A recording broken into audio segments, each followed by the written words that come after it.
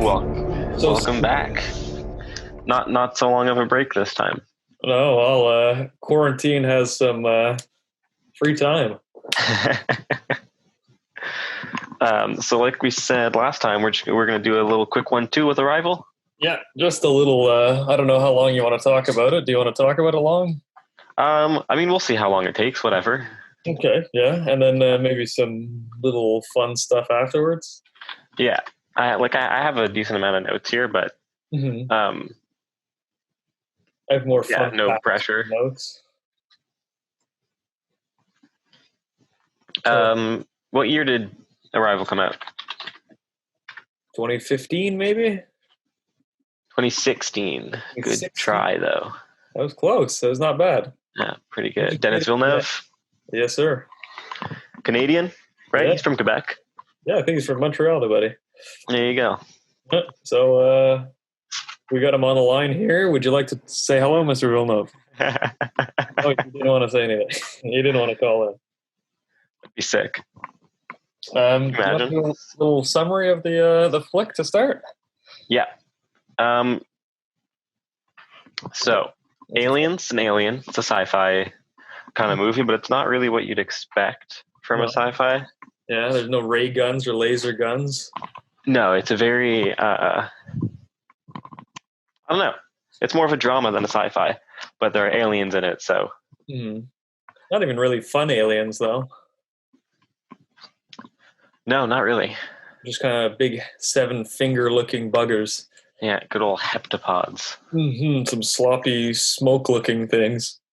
So these, how many pods are there? Do you remember? I think there's 12 throughout the world. 12. Would use 12 massive pods. Yeah. Land on Earth, seem to be defying gravity. They call them shells in the movie, is that right? Oh, do they? I think they call them shells. I'm not sure. Okay. I didn't. I think I rewatched it. yeah, the shells they call them. Like I rewatched it at like 4 times the speed or whatever, just so I could remember everything.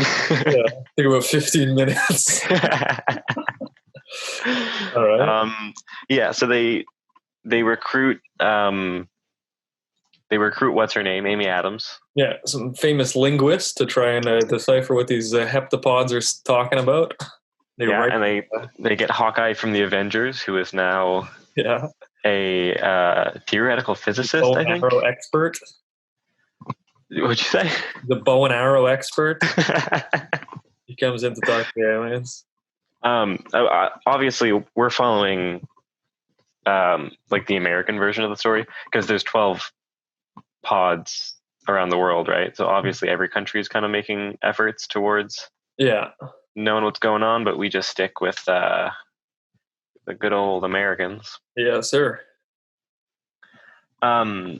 Yeah, the whole movie half the movie happens in the pod talking to the aliens, and the other half is like in a tent right next to the pod.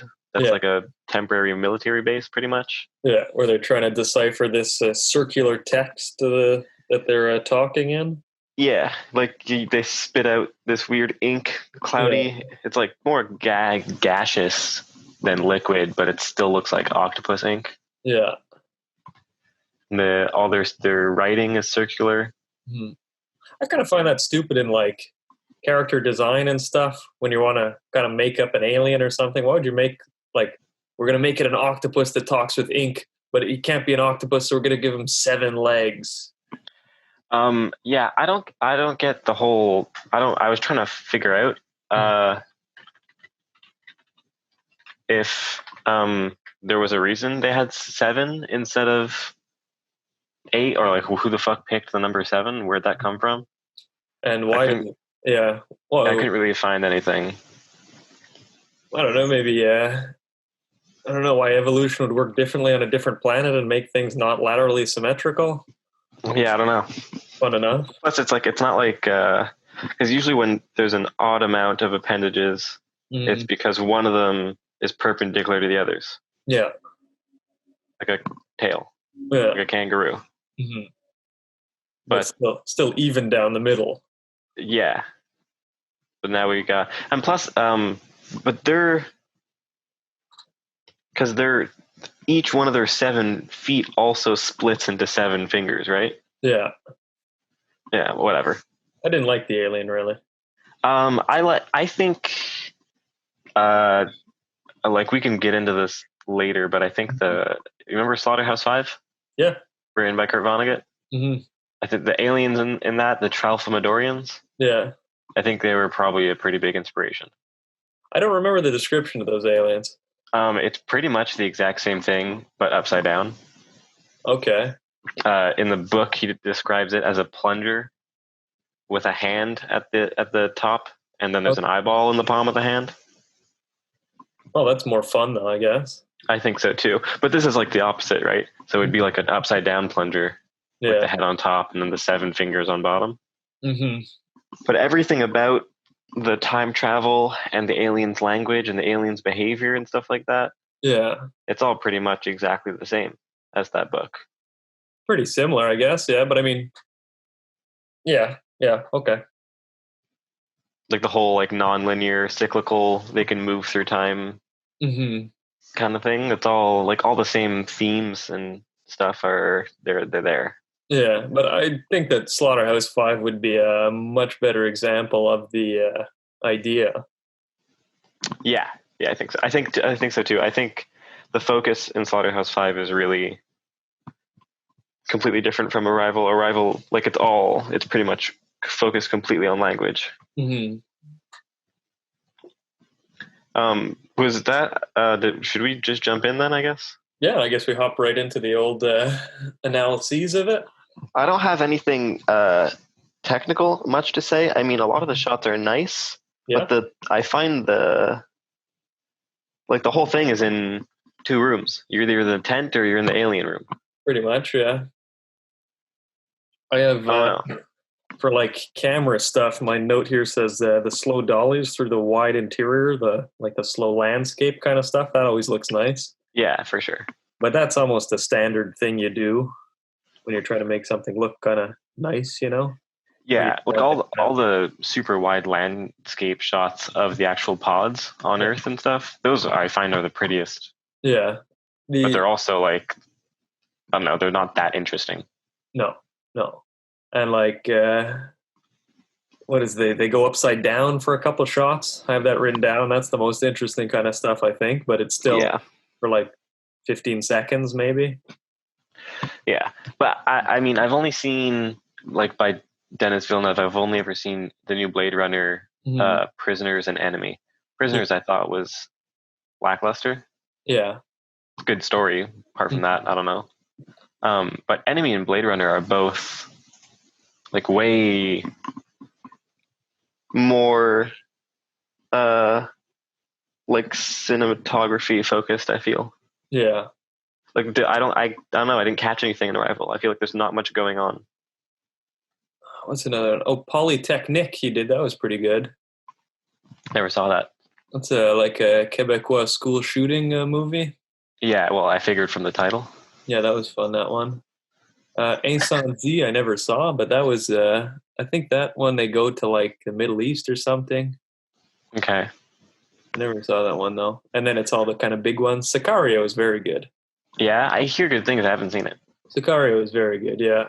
I was just looking up his filmography there, but yeah. Sicario fucking rules. These ones, I thought this was, in comparison, I thought this was pretty miserable. Yeah, it's definitely more storytelling based. But yeah, it's like a fucking short story that you tried to make into like a feature movie where there's no visuals to support any kind of, I don't know, meaning to the story. Like it would have been better as a short story, 10 pages. Well, I think it's a book. It would have been better as a short book. I don't know how many pages it is, but I'm almost positive it's based on a book by by an Asian author. Okay, whose name is escaping me. Then definitely the like the size and kind of purpose of the story. I think the medium of the written word is better than the moving image for this story. Yeah, I agree. I think that's what I was getting at as well. Would you like? I also think just like the theme of language. Yeah. Like it's interesting that Villeneuve is trying to use the language of cinema as his medium to tell this story. Yeah. But which I guess has its use because the alien language is so non-verbal. It's so like non-linear anyways. Mm-hmm. But usually when I think of like art that critiques language in that kind of meta way, literature is like the best form for that because that's just pure language. Mm-hmm. Yeah, especially if you're talking about that kind of medium, I guess. But if it's more communication in general and the way kind of communication makes you think about things, I don't know if the medium would matter if it's general communication kind of thing. Well, I think that's what the movie does best, is use film as communication. Yeah, but even the kind of non-linear or chronological elements in the movie were pretty bog standard, bogus. Here's a flashback. Oh, actually, it's a flash forward. Yeah. Like, it wasn't shocking or anything. It was, oh, fuck, it was a flashback! I haven't seen that since fucking... Like, it's nothing fancy there. Yeah, but I also think that was my main note by the end of the movie. I feel like Villeneuve committed too hard to allowing his audience to understand what's going on. Yeah. And he lost something in the film by doing that, by making it easily comprehensible. Mm-hmm. Did you see Enemy? No. I've seen it. The first time I watched Enemy, I watched it 3 times in a row. Okay. Like nonstop, back to back. Oh, really? And I still couldn't tell you what it's about. Busy day. I think it was actually the middle of the night. Okay. But like, I don't know, from the director who did that, there's like, I don't know, it's fucking weird. Yeah. It's a super weird movie, and it's like yeah, I have my theories or whatever. We can talk about it some other time. But it's like, this movie is like, let's spoon feed the audience. Pretty much. It's pretty straightforward, just a little thing, and it's almost like a thing, like it's a popular kind of Hollywood blockbustery movie with some big actors. So they kind of, everyone goes, ooh, I thought about a concept. Yeah, exactly. Yeah. Where it's just the dumbest shit. Yeah, definitely. That's my main. That's my main critique.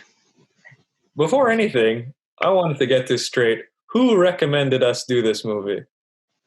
I don't know. I think it was Halen, because I didn't say this one, and you didn't say this one.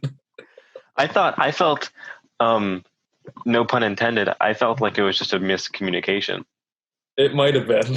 Like, I said some movie that started with A, and you just assumed it was Arrival, or the other way around or something. That could also be it, because this wouldn't have been my normal choice for a movie. Yeah, me neither. Like, it's a good movie, but... Well, we could have picked better ones. Yeah, definitely. Okay, well, I'm glad we got that out of the way. I have a fun fact for you here. Okay. At the very beginning, when I think it's Amy Adams is in class at the university lecturing. Yeah. I thought that was Concordia, but actually it's University de Montreal. Oh, is it? Yeah. Cool. So, and her house, that kind of big house that we do the slow dollies through on that lake, that's in Oka. That's looking out on... oh, shit, really? Mountains Lake, yeah. Damn, fucking home turf, baby. Yeah, that's like a fancy house looking... Or it's on the Hudson side looking towards Oka. Oh, okay. So the movie was about maybe a 15-minute drive from where we were, from where we live collectively. Interesting. Do you know where that big field is? Or is that CGI, probably? Oh, I'm not sure. I just looked that up for locations, and it said like Hudson for the house and then Montreal for the building there. Okay. So I'm sure it's some area close, but that could be... Actually, I remember a few years ago, well, it must have been more than a few years ago, but they had a gigantic green screen up in Oka somewhere. Oh, yeah. But I think that was for the X-Men movie. Yes, they did film, I think, what was that dumb title? Days of Future Past or some shit? Like that. Yeah, where was the young X-Men time thing? Yeah, I think that was that one, but maybe they did the same thing with a giant green screen in Oka somewhere. So that's maybe it's close to us. Cool. I mean, actually, now that I think about it, I let me look at that. Let me look at that screenshot. Actually, no, I'll do it after. This is a non-visual podcast, so me looking at a screenshot is useless. Well, we've got a camera now, so I'm going to start putting out these as just my close-up talk. What do I have to say here? I have a note on like a technical note here for Okay. like matte composition post. When they like you were talking about the cinematography of the field, when you're kind of looking at these big exterior wide shots and you see the shell kind of floating in the sky, and like the pretty part about the shot is that you see the entire sky and everything's backlit and you kind of see the clouds and everything, and it's kind of the opposite of normal cinematography, where like normally you'd blow out the sky and it'd just be white and you'd see the characters' faces unshadowed. Yeah. This one has the backlit and people go, oh wow, nice, you can see all the clouds and everything. But I think that is just a trick to make the compositing easier on the like the graphic artist who put in the shell in the background. Okay. Because then you don't have to edit in all the detail. You don't have to come up with all the textures on the shell itself. You can just kind of have this nondescript shadowy thing here, and you go, oh well, it's backlit, it makes sense. You wouldn't even see any of that detail anyways. Yeah. I think that little thing just saved months of probably editing to cut that that shell into the sky there. Interesting. That I think is not actually a cinematography thing, but a budget saver. But do you think they would have done it differently if they would have had the time and money, all the time and money in the world? Well, maybe. I mean, if you wanted to show a giant spaceship, you probably wouldn't want it just to be a black room. If the guy said, "Oh, you got 20 mil to do whatever you want, or 20 mil to make a fucking spaceship," you'd go crazy. You'd make gigantic sets. You'd do everything. You'd have it like Alien or 2001 or something, where you have the entire spaceships made out. Yeah, I guess he did also do Blade Runner right after, which is pretty much exactly that. Yeah, and he's coming up with Dune too, I think, is coming out. So that I think is going to be nothing but spaceships and everything. So true, eh? So we'll see then. We'll see what our answer is, whether or not he goes big or still does these shots. I have a funny feeling these ones were for budgetary reasons to shoot it like that, but they look nice enough, anyways. Yeah, they do. I think they look nice.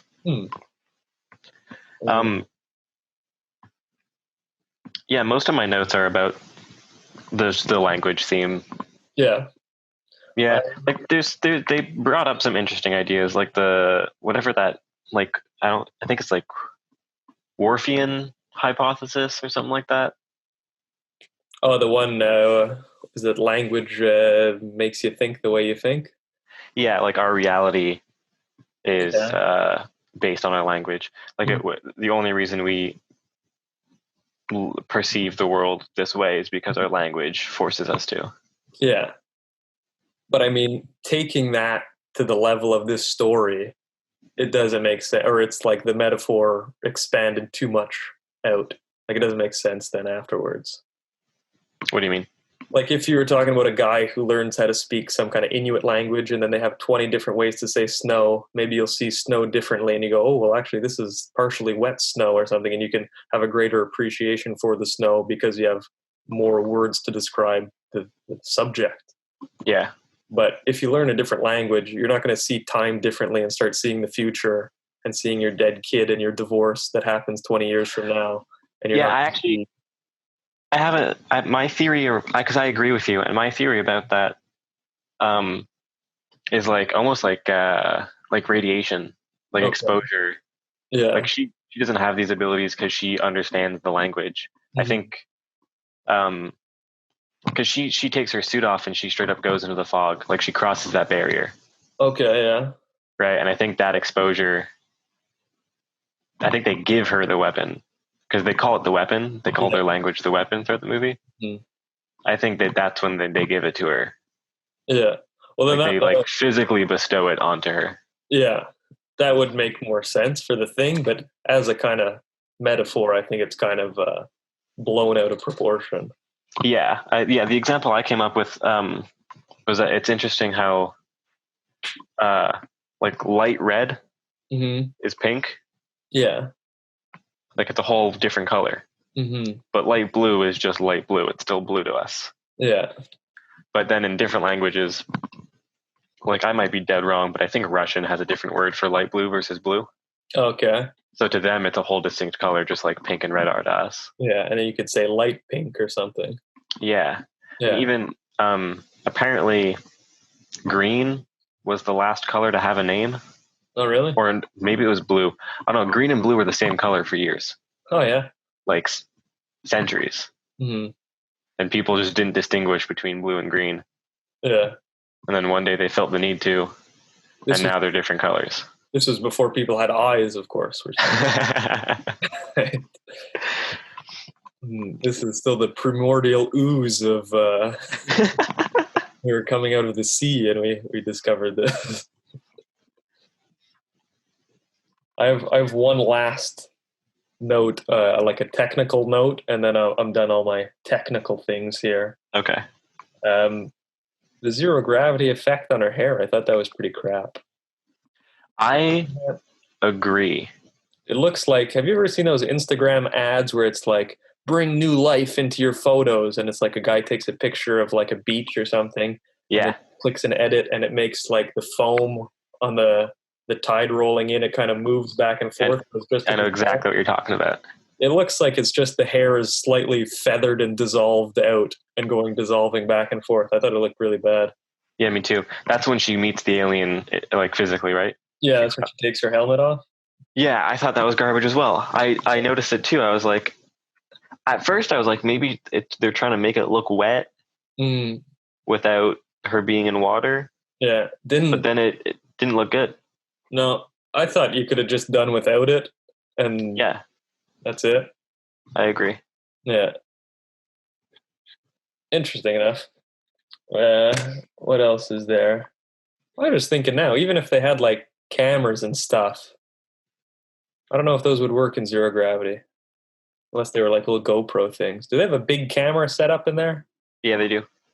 You remember what the cameras looked like? They looked like Just big boxes or something? proper cameras.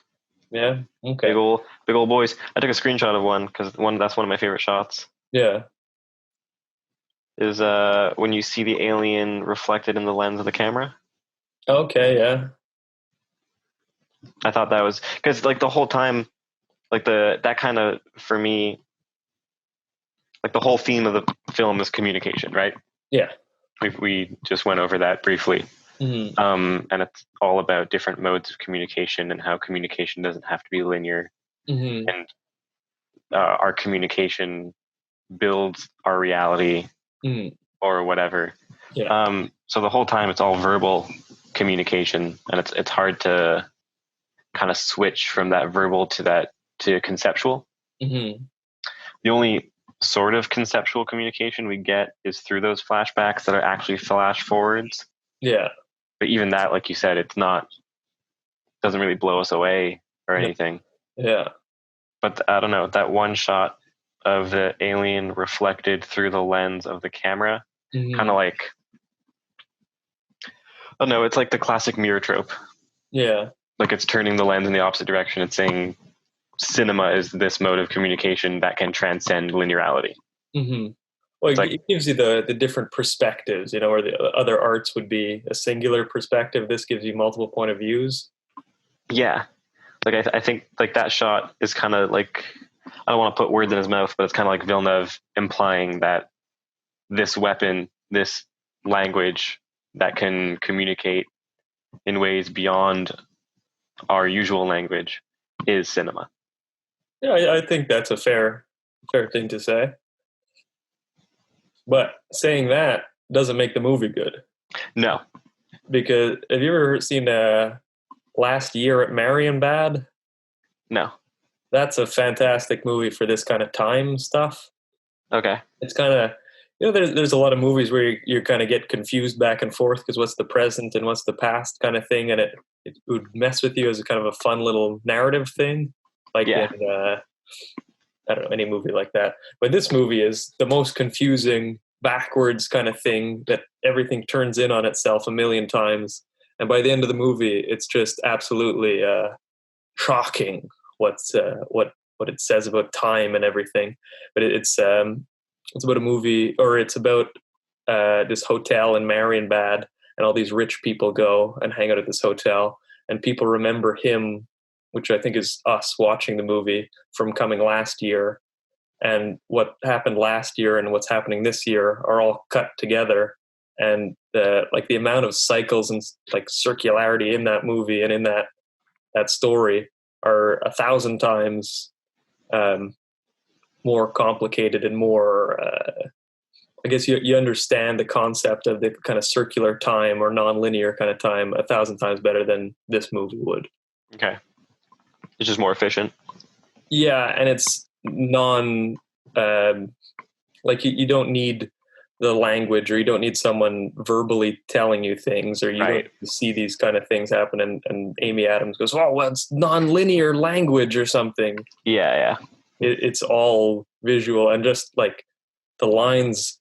I think there must be about 5 lines in the entire movie, but the dialogue is repeated the entire way throughout the movie, and it's like 2 hours long. Oh, that's very interesting. It's crazy, the movie. It's wild. I'm exaggerating. There's more than 5 lines, but it's over and over again throughout the entire movie. And there's no new lines, and every shot is just the most beautiful shot you can imagine in this big hotel.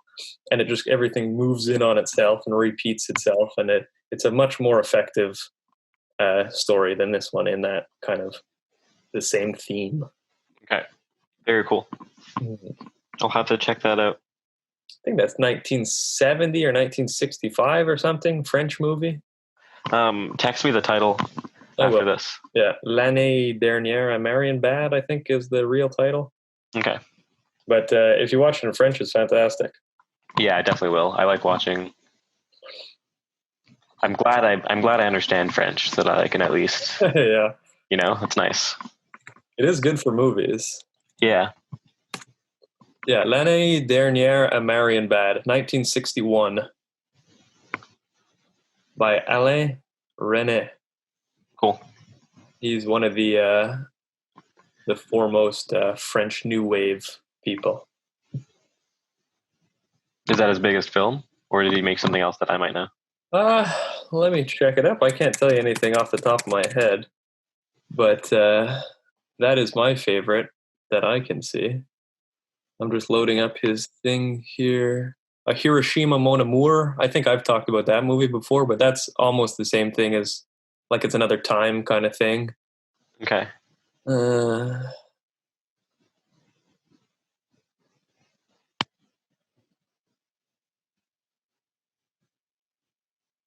I mean, nothing too amazing other than those two, I think. Okay. His last movie came out in 2014, though. So. Oh, damn. How old is he, fuck? I don't know. He must be fucking old. I thought he was dead already. Yeah, I was gonna say old ass French bitch. Oh no, he died in 2014 at 91 years old. Oh, so he made that movie and then shit the bed. Pretty well, yeah. But Damn. definitely check out those two. Have you heard of La Flor? No, I don't think so. Came out in 2018. Mm-hmm. By Mariano Linus. I don't know how to pronounce that last name, so my apologies. Mm-hmm. I don't know why talking about this reminded me of it, but it's a 14-hour movie. Oh, yeah? Yeah. That's fun. Yeah, I haven't seen it. Not gonna. Yeah. Unless I watch it in like 2-hour chunks or whatever. Mm-hmm. Yeah, I don't know. Just made me think of that, so that's a fun fact. 14-hour movie. Yeah, I was wrong. I think Night and Fog is his biggest movie. Okay, well, still doesn't sound familiar. Yeah, that's what's it called? A documentary about Nazi concentration camps. Oh, okay. But that was a big movie for documentary kind of stuff. Okay. Anyways. Yeah. That's him. I don't have much else to say about this movie. I mean, to me, it's so incredibly straightforward. Yeah. But I can understand, I don't know.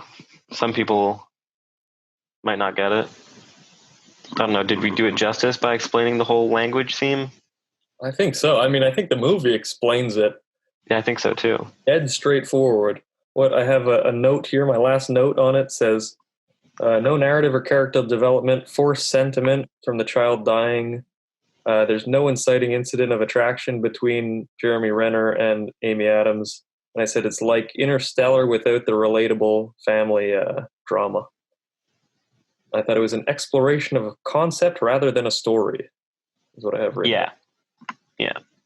I mean, I liked some part. I mean, some of it was just stupid.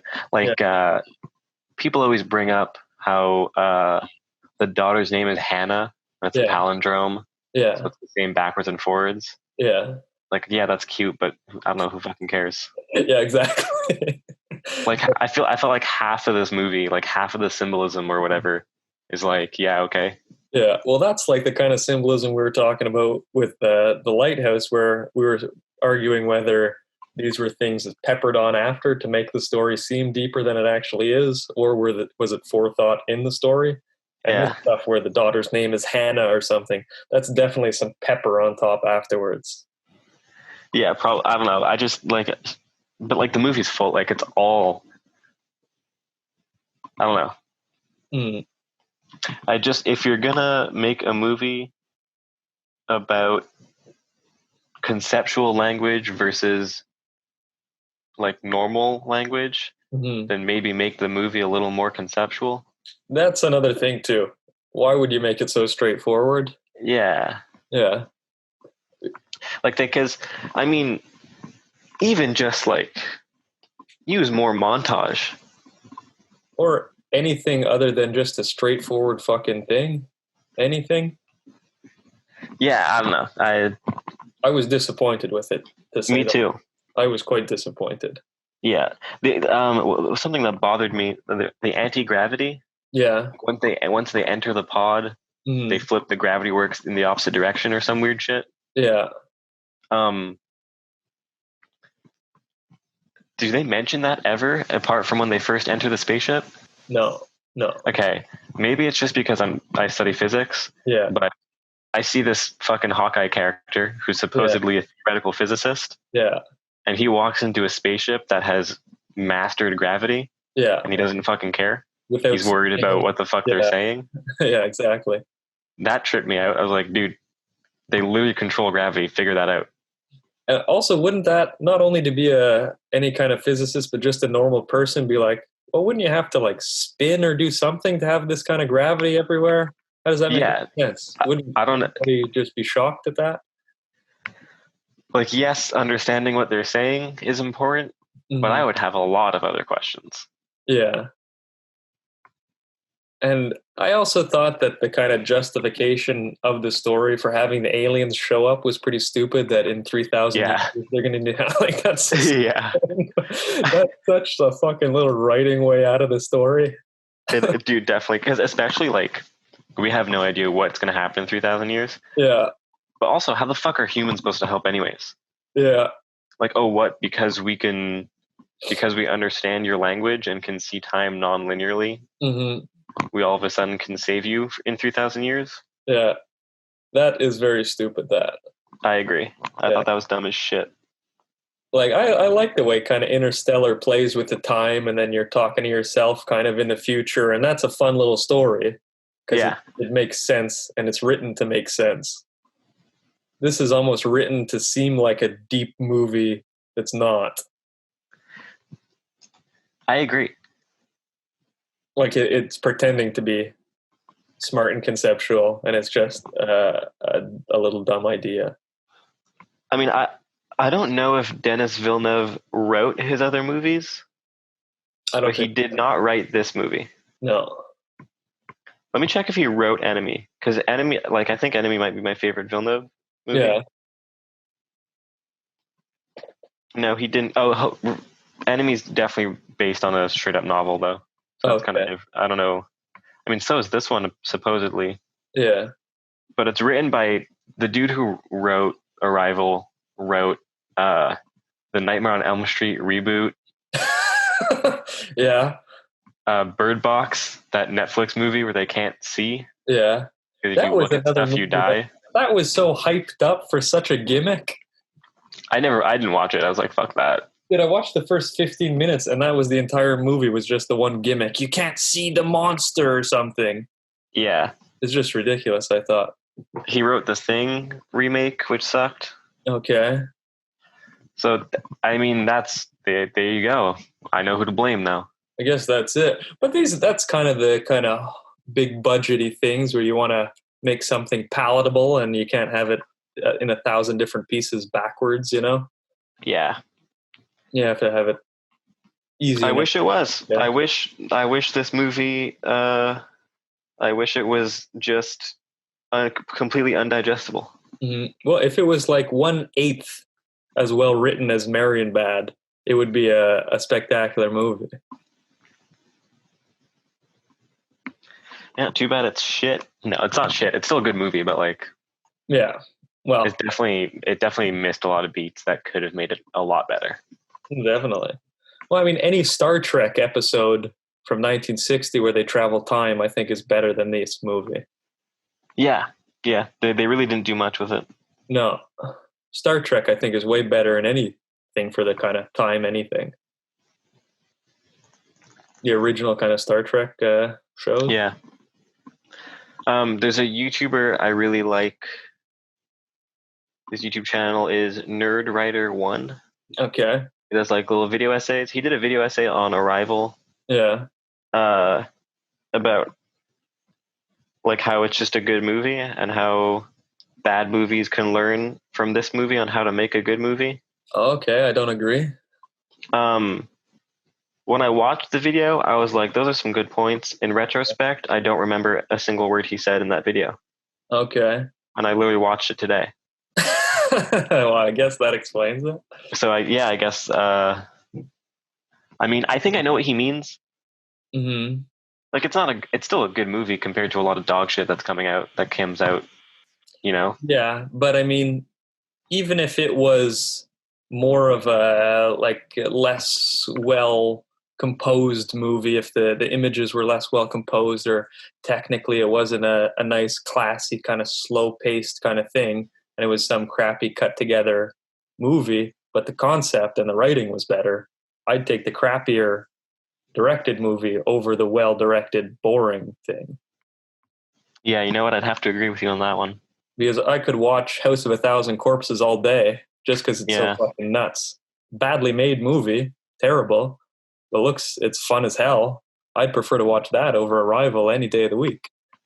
Yeah. Yeah. Yeah, I mean, yeah. There's one thing that this movie made me think of that I thought was kind of cool. I Yeah. don't know how much the movie's responsible for me Hmm. thinking about that, or how much. I think I spoke about this to a friend the other day, so maybe it's just been on my mind. Yeah. But like the just like how we think, Hmm. and like most of the times we think linguistically, we think in language. Yeah. When we come up with ideas and concepts, our first instinct, before we're even aware of them, is to put them into words. Yeah. But do you ever think about something like hard enough or long enough for you to stop thinking linguistically and you're only thinking like either conceptually or visually? I think I get that with sense more, like smells Okay. and things, and it's more of a kind of an emotional reaction than a kind of something you could nail down in language. Yeah, I don't know. I just feel like the movie could have explored that Mhm. because, yeah, I don't know. I feel like there's a lot of unexplored territory with this Yeah. movie that's 2 hours long. Like if I smell a certain type of tree or something, it'll remind me of a childhood moment, and then some fantasy of running in the woods or something, and everything would come together at the same time as an emotion rather than something written, you know? Okay. So, do you have anything else to say about this flick there, Lee? I don't think so. I'm pretty much done. I mean, yeah, I don't know if the audience wants a deeper explanation of the whole time travel language thing. email us, I guess, but I think it's pretty straightforward. Yeah, we'll write you personal emails if you write us asking or so. We'll spell it out here, but I think the movie does it quite well at explaining exactly what it's trying to say. Yeah, me too. It's pretty straightforward. Yeah. Ratings or reviews? Um, I'm okay with skipping the reviews. Most of the reviews are like so incredibly overhyped for this movie. Okay, that's Yeah, what you'd expect. That's probably some 15-year-old thinking he's Top Gun. yeah, or just like the amount of like hype in the industry around Denis Villeneuve. Okay, Now it's just like fanboys sucking his dick online. okay. Well, we can do without it then. I think so. I mean, I can't. I've been kind of scrolling through them as we've been recording, and I haven't found anything worth reading. No, I No, don't not think. really. Yeah, I don't even know if the movie's worth further analysis. Yeah, I don't think so either. I think it spells it out for itself. So, Lee, what is your review? Your final rating? The rating that will set this movie in stone and will forever be the bane of Villeneuve's existence. Out of 10, honestly, probably like a 5. Oh yeah. Yeah, hold up. Let me ponder that maybe a little bit longer. I was thinking 6, but 5 would be fair. Yeah, I think 6. I think I'd go for a Yeah. 6. Just composition and tone of the movie. I guess it's got a nice tone throughout. Yeah, I mean, it's good. Good enough for a Hollywood kind of broad audience movie. Yeah, like yeah. I mean, it's good, but Hmm. it doesn't do much else. It doesn't do much. But even for a kind of broad Hollywood movie, Interstellar that has the same themes, I think is way better than this one. Yeah, I agree. I would definitely agree with that. That's the same theme, same time kind of thing. Well, it's not really. It's somewhat communication, but it's still a big budget space movie with big star A-list actors and stuff. Yeah, And that was leaps and bounds better than this one. I think it was also way riskier. Yeah. No, everything was better about that one, I think. Even Yeah. and the special effects in that movie are fantastic. Oh, definitely. Absolutely fantastic. And here they're quite thumbs down DS, I like to say. Dog shit. Well, there you go. So, Lee, what have you been watching lately? Here, let me go on my Letterboxd and Let's see what see you've what been watching. Oh, I've been watching the Halloween movies actually. Oh, yeah, all of them? Yeah, I'm at number 4 now. Have you seen them all? I've seen a lot of them. The amount. Halloween 3 caught me completely off guard. That's the fucking witch one there? Yeah, Season of the Witch. Yeah. I mean, it's not even a Halloween movie. Michael Myers isn't even in it. Yeah. Well, it wasn't the original thing, like the idea is supposed to be Halloween, where every movie was supposed to be a different horror story that happens on Halloween night. But Mike Myers was such a good character that he ended up just being the main character. Well, I mean, Halloween 2. Yeah. That's in the hospital? Yeah, it starts literally 1 second after Halloween 1 ends. Yeah. I think the original thing was that was supposed to be one movie. I think so too, but there's a different director. Oh, really? It's not Buddy? It's not Carpenter, no. He only directed the first one. Oh, are you serious? Yeah. I thought he did like the first 4. No. He produced and did the score for all of them, Oh, yeah? but he only directed the first one. Oh, that's interesting. I didn't know that. You know what he's up to now? What? Playing fucking video games at his house. Isn't that what everyone's doing now? Well, I think he's been doing that for years, though. I think his thing now is he hates movies. He doesn't want anything to do with movies, and he just wants to play video games. Really? Or like he designs video games or something now. Oh, fucking loser. Yeah, he doesn't do anything. Plays his little Casio keyboard and fucks off to himself. Well, he did stop directing a long time ago. Like he has been doing pretty much strictly composition, music stuff for a while. That first Halloween movie is awesome. Oh, it's one of my favorite films of all time. And the rest are slowly go down. Oh, and then hard. sharply go down. Oh yeah, big time. Yeah. It's pretty funny how bad they get. Are there 24 in total? Is that it? Or 25 or something now? Surely there aren't that many. I think so, dude. I think there's a shitload, dude.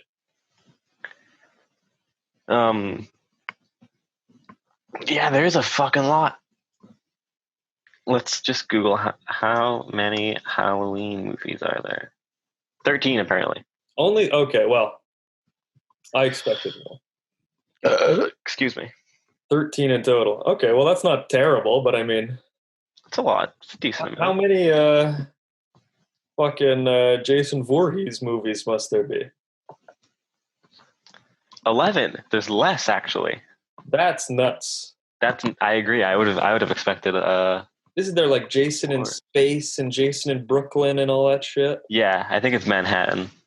Yeah, well, those are fun ones to skip out, I think. What do you think about every time I talk to someone who likes horror and stuff, I always ask them about the Rob Zombie Halloween movies. Oh, I love them. Those ones. You love those ones? Yeah, I really dug them. Okay, good, because that I find in the community is a disputed topic. Either people hate them or love them. Yeah, I've encountered many people who hate them. A lot of people hate it because they felt like explicitly showing Michael Myers' origin story humanizes him too much. Yeah. And it takes him out of the myth. I didn't find. I kind of like that. Oh, I loved it. Yeah. Out of all the kind of new ones after like the second fucking movie, I think that's the best out of all of them. Yeah, the Rob Zombie remakes are. Yeah. But I think they're fucking. I think there's literally the original Halloween. Yeah. Is top. Yeah. And then right after are the zombie remakes. Oh, really? Pretty much, yeah. I would say the first zombie remake and the second one I didn't like. I honestly, they kind of blend together for me. I haven't seen them in a long time. The second one, I had high hopes for it because I liked the first one so much, and I saw it in theaters too. And I was waiting for that fucking score to kick in, and then you only hear it at the very end after the credits. Oh, what the fuck? Yeah, and it's like, well, you want me to spoil it for you, or? Yeah, I've seen it. Okay, well, I think it's where like he's dead or something. Mike Myers is in jail, or he burns for the 30th time, and then his sister becomes the killer, and she's the new Myers killer. And then when she realizes she's the killer from all this trauma, then you hear the theme play. That's funny. That's the exact same ending as Halloween 4: The Return of Michael Myers. Mm-hmm. So dumb enough. Yeah, but it's not the sister; it's the niece. Yeah. In Halloween 4, I thought Halloween 4 was all right. Yeah, it's fun because it's Halloween, but it doesn't really do anything special. What did you think about the very new Halloween one that just came out with some comedic actors and directors in it? Did you see that? Garbage. Yeah, I saw that one with Grant in the theater, and we left angry. Yeah, I saw that in theaters as well. Yeah. Absolute dog shit. But what I heard people say is that they love that one because it's kind of an original telling of the myth, and the Rob Zombie one is absolute shit. And they like this one better. They like the lesser movie because it's truer to the myth than the Rob Zombie one, which I think is much better than any of those ones. I think the first act was probably the best part of the newest Halloween, where it's all kind of spooky. He's in the asylum. It's like classic Halloween. Yeah. But after that first act... Oh, it's terrible. It's just an action movie. It's not even horror. No. And the direction is so terrible. Well, I mean, it's the fucking dude who did Pineapple Express and Your Highness and The Sitter. Yeah. Like, it's I don't... Not a scary movie. No. And he's set to direct the next two as well. Well, I know which other two movies I'm not going to be watching. Those two other fucking movies. And they're called Halloween Kills and Halloween Ends. Terrible titles. Halloween Kills. That sucks, dude. It's so fucking stupid. Yo, man, Halloween fucking kills. Fucking Halloween Kills, man. Fucking Halloween Rules would have been a better title. Yeah, Halloween is sick. Dude, Halloween fucking rules, dude. Fucking Halloween rules. Oh, man. That was fun. I mentioned last time I watched 28 Days Later and 28 Weeks Later. Yeah. I think 28 Days Later is my favorite zombie movie of all time. Oh yeah, Yeah, I think it's perfect. It's a perfect movie. I saw it when I was very young. I have no memory of it really. I definitely think you should rewatch it. That's like in London, everything's empty and there's one dude kind of walking around. Yeah, Okay. I remember certain like shots from it, but the story I couldn't remember. it's the Train Spotting director. Yeah, exactly. Yeah, the Yeah, Irish guy there. I'll definitely rewatch it though under your recommendation. yeah. 28 Weeks Later, don't watch. It's bad. That's like a legit sequel, or it's just a kind of rip-off name. Oh, it's a legit sequel, but it's different director. Okay. It's bad. It's not good. I think a fun fact about 28 Days Later is that it was one of the first movies to have all digital cameras on it. Really? Yeah, because they would need. This was in like a movie I saw about film versus digital kind of stuff, Right.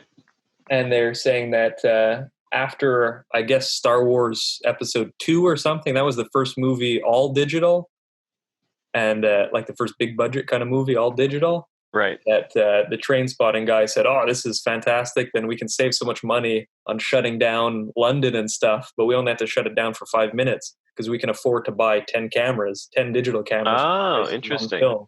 So they would just set up cameras everywhere, do a scene 2 or 3 times, and have their like licenses only for an hour or something instead of for 2 days or something. Very cool. So they ended up saving a shitload of money shooting it all digital when digital was kind of new.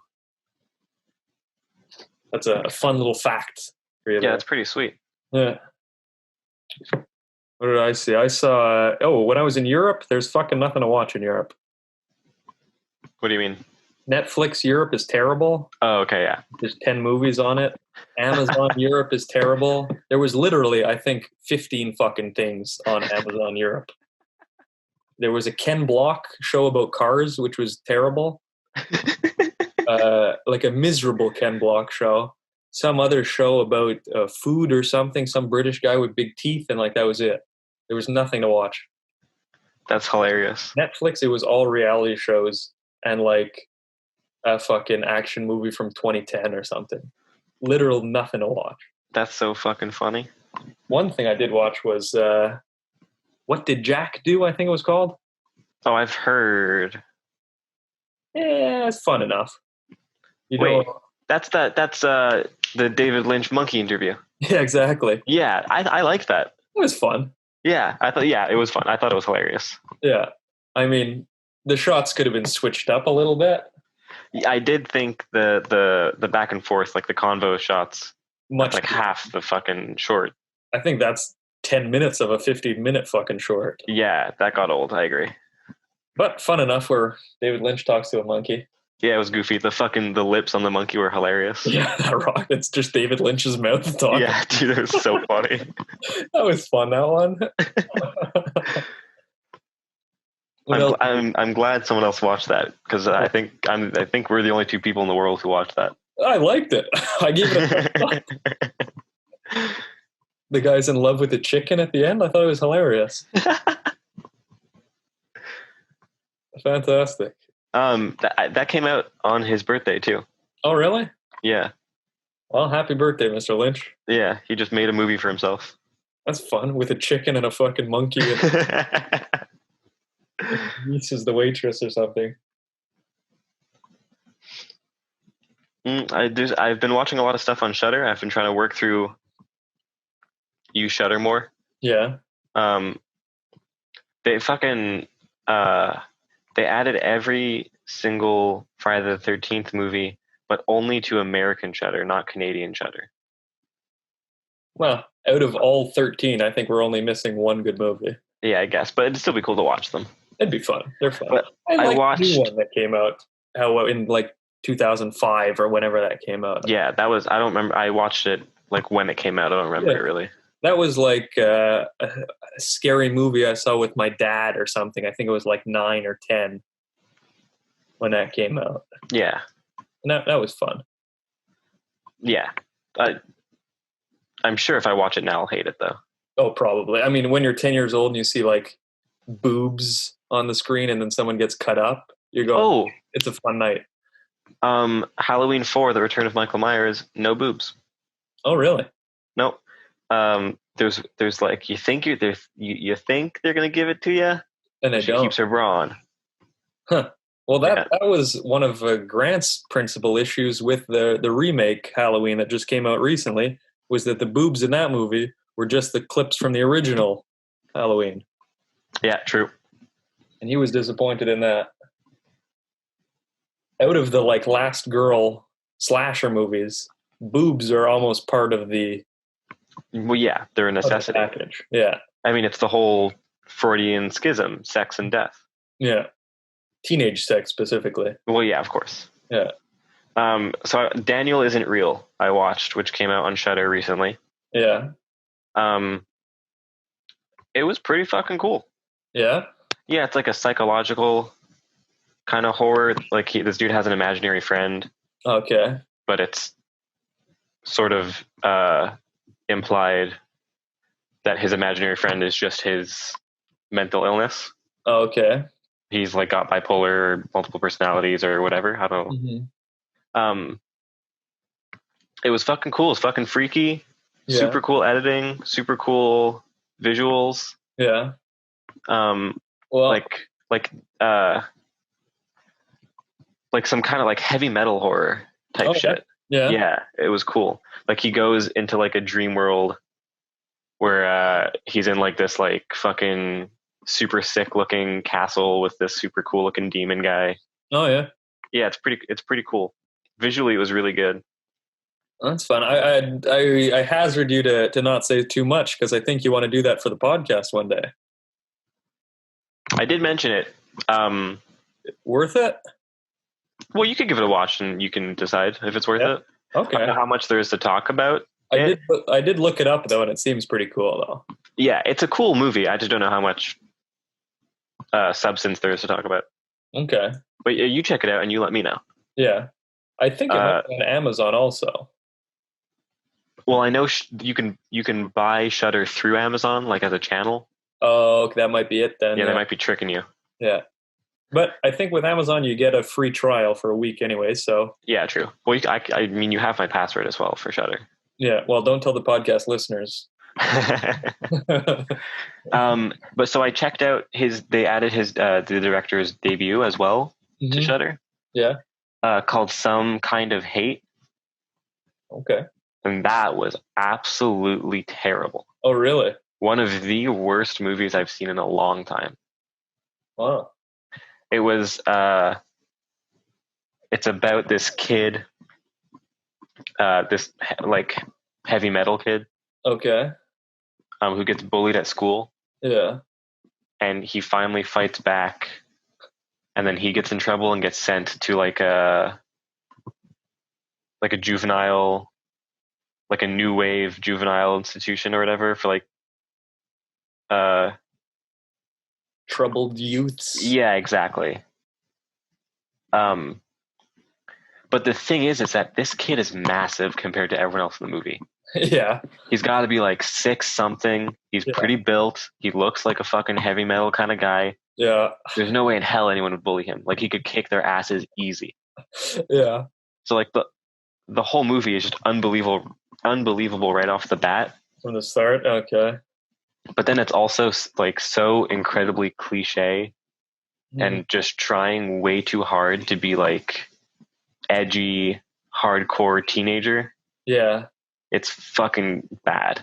Yeah, you're making the hair on my neck stand a bit just from the description of the movie. Yeah, like the main actor, he's like this. He's a big dude, and he's got like the whole like slick black emo haircut. Okay. Like his head's always looking down, and he's always mumbling and shit like that. Yeah. Like that kind of just fucking stereotype. Mm-hmm. Everything in the movie is a stereotype. Well, fun enough, I guess. If it got a second movie, I guess it fucking was just bad enough. I guess, yeah. I mean, but like I couldn't tell if it was just the acting that made it that bad. Yeah. So maybe, I mean, I guess someone saw something in it. Like you said, it got him another movie. So Could all be self-financed too. Who knows? that's true. It did take It did take him 5 years. Okay, that might be it So, then. Yeah. and the only thing he did in between that is like an horror anthology thing, Okay. like with like a million directors or whatever. They each make a short. Yeah, yeah. So That's a fun opportunity, though. I like those. Like VHS is one of my favorite horror movies. Yeah, yeah. One thing I saw from a director that I think we're familiar with is the new Nicholas Winding Refn TV show. Oh, Too Old to Die Young. Yeah, limited series from NFR, Yeah, I'm about to start that actually. NW, whatever his name is. Nicholas Winding Refn, NWR. Yeah. You want me to say anything about it? Yeah, I don't mind. Go for it.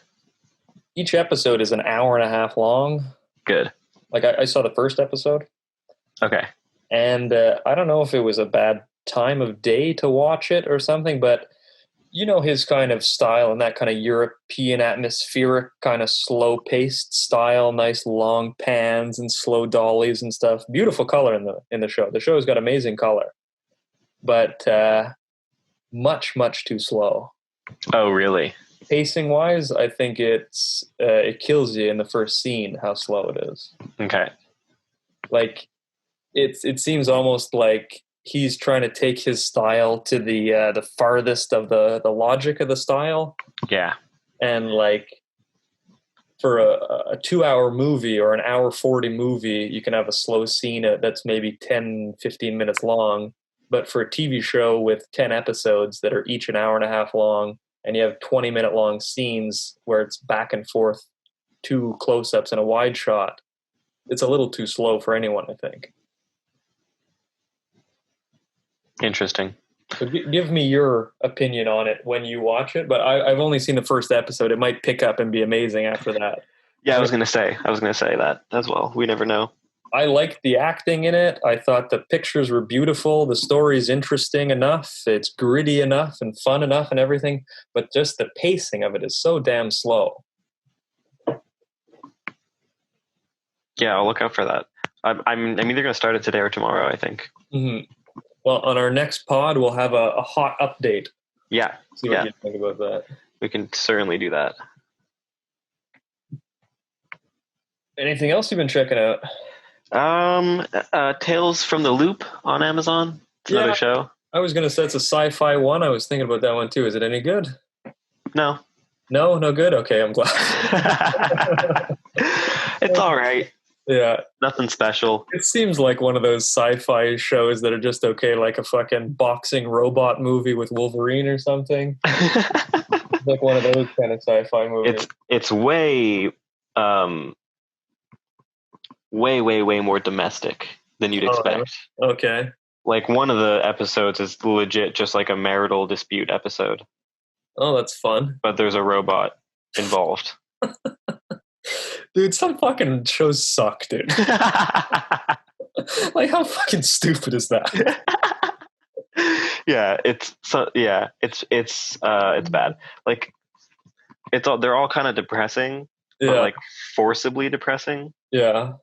Like you can make I don't know, you can make a good episode that has a depressing story that's like has like a melancholic tone, but still enjoyable to watch. Yeah. But they don't do that.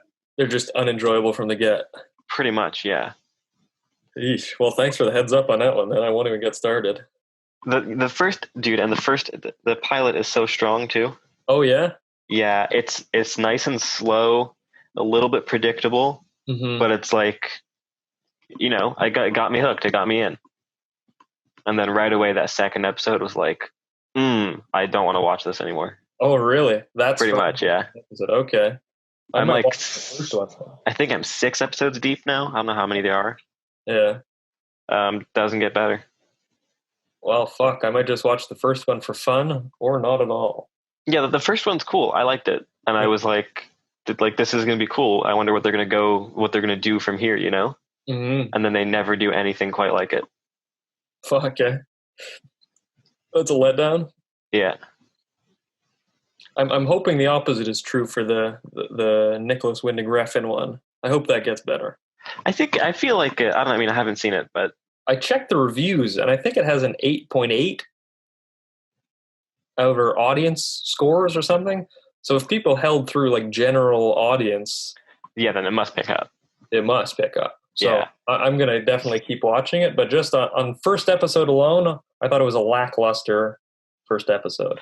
Because I mean, I haven't seen it, right? So I can't really talk, but I can speculate, I guess. What you said about you thinking Nicholas Winding Refn is like taking his style to the logical limit. Yeah. His climaxes are big. Oh yeah, yeah, that's true. So he like his story arc, his climax might be focused not he's not writing a TV series for TV. Mm-hmm. So you might have this like the first and second act are the like 3 episodes each, you know? Yeah, that I'm hoping. Yeah, Yeah. So it might pick up, and then there's going to be like the last 3 episodes are absolutely batshit insane. that would be nice because there is like the mini climaxes in each episode, I'd imagine, and the mini climax of episode one is satisfying. Okay. But to build up to it, I was watching it in the middle of the day though, which could have been it too, eating lunch, kind of watching it. Oh, okay. So maybe if it's more of a movie night setting, turn the lights down low and watch it, it'd be easier to get hooked by it. But I was not hooked by that first episode. Okay. Interesting. Color and composition are beautiful, though. It all Yeah, looks I mean, really nice. I don't doubt that. Yeah. Knowing his other work, it's like you can't really go wrong with Nicholas Mhm. Winding Refn. I think Amazon might have just gave him a bit too much of a leash, you know, maybe make the episodes 50 minutes or something, not an hour and a half. Because he's showing us every moment in between of moments. Yeah. The guy gets out of the car, walks across the street for 30 seconds, and then it's a nice shot as he goes in his house. Okay. Start with a nice shot of him going in the house and save 45 seconds in the episode. Yeah. But okay. That's what did you ever get a chance to watch the Dracula miniseries on Netflix? No. It's only 3 episodes, but each episode is like an hour and a half, an hour 45 type thing. Okay. But it's only 3 episodes. No, Yeah. it's bad. Oh, but, really? Okay. But they do. It's interesting. They do that. Like each episode has like its own mini climax thing. Yeah. But the series doesn't have a satisfying climax. That's disappointing. Like you'd think with 3 episodes, you have a perfect Act 1, Act 2, Act 3. And the third one would be a crazy episode. Yeah, the third episode is completely the worst one. Oh yeah. Yeah, it's like, dude, it's so stupid. I'm gonna ruin it for you. Okay, please. So the first 2 episodes are, back in fucking Transylvania days. It's like set back in when you would expect a Dracula movie to be set. Yeah. I don't know what, fucking like 16th, 18th century. Probably something, yeah. Van Helsing is a girl, which was actually kind of cool. She's a nun. Yeah. But she's like a rebellious nun. Okay. I don't know. It's cool. Her character is actually really cool. Okay. Her character is probably the best part of the series. And then the second episode is like a mesh between like a hypnosis dream sequence, and they're on a boat traveling to London. Okay. And then they quote unquote kill Dracula in the second episode. Yeah. They lock him in a coffin and toss him in the ocean. Yeah. And then in the third episode, he wakes up and walks to the beach because he's Dracula and you can't kill him. Yeah. But now it's 300 years later and it's modern day time. Okay. And now Van Helsing is Van Helsing's ancestor, who's like an FBI agent or some dumb shit. That sounds bad. Dude, it's so bad. It's so bad. That sounds really brutal. Yeah, and like, it ends like she has cancer, and so he can't drink her blood because it tastes bad to him. Because cancer doesn't taste good to vampires. That's ridiculous. Yeah. And the way she ends up killing him is by like basically giving him a therapy session and psychoanalyzing him. Oh my And then god. he's like, wow, so finally someone understands me. And then they die together. I see the error of my ways. Yeah, dude, it was so horseshit. That's pretty brutal. Yeah, it was Okay, bad. yeah, I'm definitely not gonna watch that one. Yikes. Yeah, it was stupid. That's like a joke in Nosferatu too, where he's like, "Ooh, we wouldn't want you to get blood disease," and then it's like Dracula drinking everyone's blood. Like, Yeah. what does he give a fuck about blood disease? That's a stupid fucking thing. It is fucking is stupid. That is good. Well, fun enough episode then, Lee. Yeah, yeah. And I think we're doing antiviral next. Fuck yes. Yeah. Oh no, did you want to do Herzog? I could do antiviral first. All right, let's hit antiviral. I'm halfway through it right now, and I don't want to tell you anything. Good. Thank you for listening. Yep. Email us at monolithfilmclub@gmail.com. Check us out on Instagram, Twitter, Monolith Film Pod. Fucking listen to our other episodes if you haven't already. Mm-hmm. See you guys later. Peace.